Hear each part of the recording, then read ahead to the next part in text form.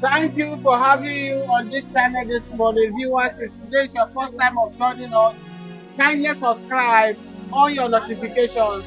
Yes, right now, Edo people say they prepare Biafra than the way things are going in Nigeria.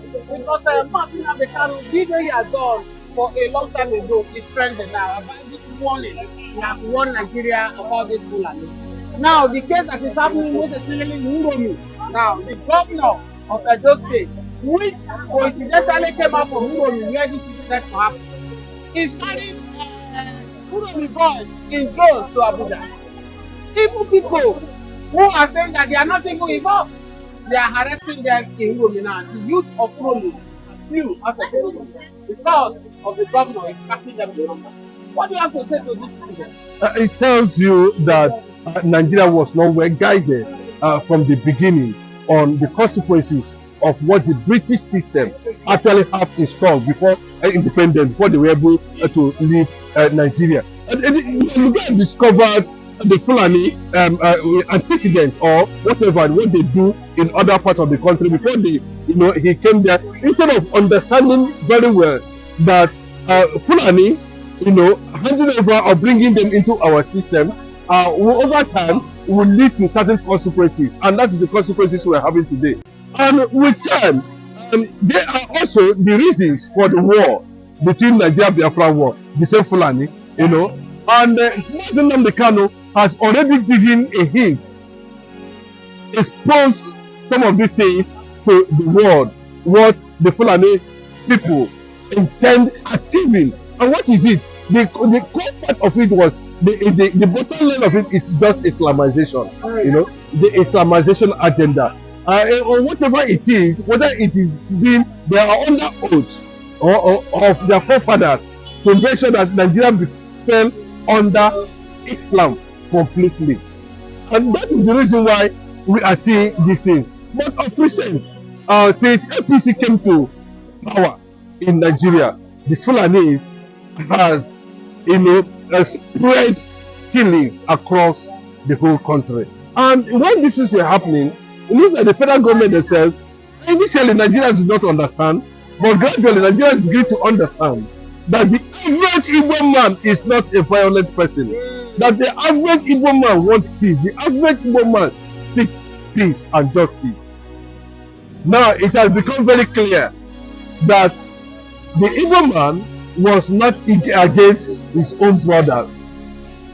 And those who are trying to harness and take the Igbo tribe by force faces severe resistance. That was the beginning.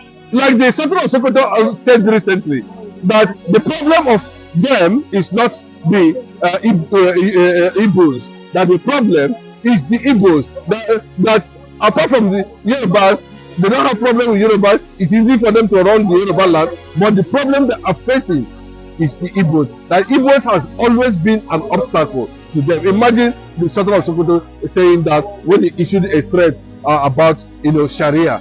So they have given fueled a lot of jihadist movement down the southern part of the country.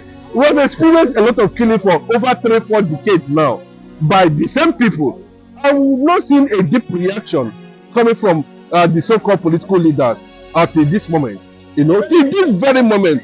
But just because they came and disguised themselves as hunters, and not only disguising themselves as hunters, before this thing begin to spread to the extent of mob attack or jungle justice, one of the Fulanis used dagger to stab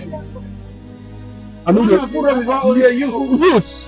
That was what triggered, but nobody's going to say that. Nobody talks about. I want to ask you a question. What is happening in the north right now? Over in the north, they are protesting that justice has to come. But in this very country, few days ago, in as much as all of us condemn this jungle justice in the Edo State, where these men were killed and gone, but we as well in this country, few weeks or few months ago in Ebonyi State, where 30 Ebonyi was gone down during the day by a peaceful Fulani header, 2 members who are supposed to go to church.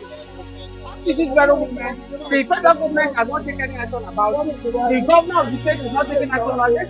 They have committed second atrocity. One video went viral of the boy, where those women were shouting that these Fulani people are raping them, killing their husbands, do all sorts of things. In Benue, it's every day, constantly. But as I speak to you, federal government have not speak about it. In President Bola Ahmed Tinubu hometown in Ondo, you see different protests, several protests, and that's why you can see the cost of food is expensive. But we are wondering now.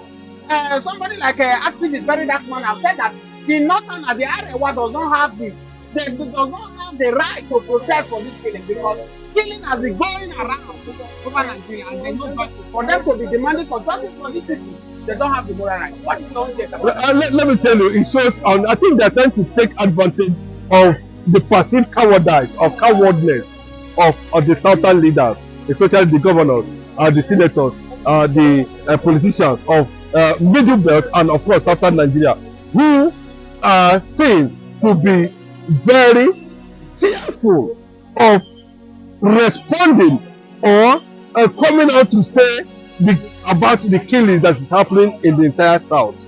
And they are using that as a psychological weapon to continue to muster certain influence against the south. Assuming that a certain southerner has been consistently condemning, I think 2-3 governors hammering on the killings of these Fulanis by in the southern part of the country. I think it would have gotten to that level where there was a clash of resistance in Edo State, and we're seeing massive response from the north. So what does that tell you? It's unfortunate that we have this kind of people. And when Akeredolu was there as the Ondo governor, I think to an extent he was fearless in responding to issues like this. He condemned anything that had to do with Fulani activities. He condemned anything that had to do with Islamization of Nigeria in any form. But look at the present day southern governors. We hardly hear any of them go against or say anything in midst of people being killed. We have the boldness. We have seen the boldness of the Igbos speaking. This Akeredolu is just mentioned me so refugee. Could it be maybe probably because a part of it was Igbo, because the wife they married is Igbo? Averaging of what we are talking about is that question. They hardly talk about this Islamization, about this movement. Don't you think that? Yes, an analyst of Yoruba extraction was trying to share the same view on this issue. That why was Akeredolu was actually is it because he married an Igbo woman? Was it the brain behind it? Was it that the reason of that bravery we saw him during those challenging times? And to the extent he persuaded the southwest governors to get Amoteku as a private indigenous security, because of this Fulani threat. So he went as far as even though when the Lord were trying to shut down on anything Amoteku, Akeredolu stand his ground, defended it until it become something people can begin to. You can see that even Lagos State and some other, they refuse to be part of, But just one resistance that happened in Edo State, the entire northern governors, this is not the opposition, both those in opposition and the ruling party, including the emir of Kano. It tells you that what they are pushing, they are aware of it. It tells you what the northerners are doing in the south. They are fully aware of it. It is a shame to the job people, to the security people, to those who said that tatas. You don't know what is called tatas. I look at them, they are tatas. They are stupid people. They are using they are using them. They letting them on the crude oil. They are the one mining. They are the one in control of the oil block, the oil wells there. The northerners themselves. They also dictate. So they are busy planting Fulani governors in the southern part of the country. Yes, you can see. Let me ask you, I am one of those people who support Mazi Nnamdi Kanu without fear of any favor. By the grace of God, I am from the Middle Belt. I am not an Igbo. But I love what Mazi Nnamdi Kanu is doing. I was once said that Mazi Nnamdi Kanu is not fighting for only Igbo. Mazi Nnamdi Kanu is fighting for the Yoruba, is fighting for the Middle Belt, is fighting for everybody in Nigeria. And we can see that majority of everything Mazi Nnamdi Kanu has said concerning this Fulani have come to pass. Yes, I think a lot of people have come to the point of agreeing with the position of Mazi Nnamdi Kanu. And one of the reasons why he insisted and fought for the separation of this country, so that Biafra will be able to have their own country, be able to stop any form of resistance like this, so that maybe possibly, and if you feel that this is what the religion you go and practice it with your family. You don't impose religion on people to the extent that you use it as a threat, as a weapon of killing. I don't understand. You understand? So, Nnamdi Kanu is gradually becoming a global icon, an African Afro-politician, a man who has been acknowledged to be one of the foremost freedom fighter in Africa. Mazi Nnamdi Kanu is being celebrated all over the world, not because he's campaigning for Biafra, but because he saw that a black man has a lacuna, and that lacuna needs to be filled. And that is what Mazi Nnamdi Kanu represents. Nigerian government themselves knows what Mazi Nnamdi Kanu has stood for. The people, I always say it, that what is holding Mazi Nnamdi Kanu is not the law, it is the interest. And what is the interest? You can see the speed of which Bola Ahmed Tinubu reacted. But when under the same Bola Ahmed Tinubu, there was massive killing by Fulanis in the Ebonyi. He never said anything. There was massive killing in Enugu State. He never reacted. He never said. There was several killing in Delta, in the same Edo State.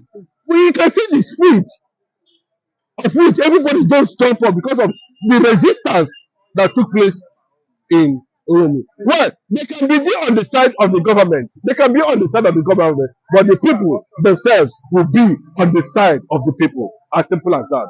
Before we let you go, the sponsor of this Fulani, these Uromi boys that killed this Fulani, has been exposed by the governor of Edo State. The Edo State governor, people now said that it is the politician opposition party that are causing this insecurity. Did you believe the government? There was nothing like that. It's unfortunate that we have somebody like that as the governor presently now in Edo State. It's unfortunate, it's a tailored government, and it's been imposed there by the Fulanis. And when it is time for them, they want him to react, he must react. If he don't react, they know what to do. They remove him. So he knows that he's been tailored to stay there and carry out and represent some certain factor, and that's what he's doing. Imagine a governor in less than 24 hours free to Kano and bow down to the Kano state government. Bow kneel down. People are saying it's a governor. Yes. He knelt down. Not only that, he went to Abuja and knelt down too before Tajuddin Abbas. He was just kneeling down everywhere. You understand? So, bros, it has become an embarrassment. I don't know what it. So, with this kind of attitude, and they're seeing you from different angle of the world, that you are already subdued. You give the Fulanis, the strength, the morale to continue to do what they are doing. Contrary to what we are saying, Uromi now, I got my information this morning that Fulanis now, they are on ground in Uromi. Yes, Uromi youth are running away from yes, Uromi. they are moving in trailers and their droves. They are coming in, no resistance, no police should stop them, no army should stop them. The governor has already bowed to the superior order. So what else do you expect? You see the reason why I told you what the Igbos, the Biafrans, went in the hands of the enemies for 3, 4, 5 years. The resistance. See, there's no way. I keep on saying it. The liberation will only come from that kingdom. Nobody, not even the Fulanis, not even the Hausas, not even the Anagos can rescue themselves. Mr. Jedu, let me let you go on this final note. Many people have bring their view that we thank God that this scenario did not happen in the southeast ground, because if it were to happen in one of the states of the southeast, Nigerian soldiers, Nigerian police, Nigerian Navy will have leveled the town. Lot of what we are. Let me tell you, you see, the humble looking of a lion does not mean that the lion is weak. In the midst of injustice, resistance becomes an option. I repeat, in the midst of injustice, resistance becomes an option. You see what is happening in Middle East now? It took Israel, it took Hamas 30 decades to dig 500 tunnels. Each tunnel not less than 2 kilometers. Go and check it. You don't understand what I mean? You don't understand what I mean? With all the billions coming from US as aid, they were digging tunnels.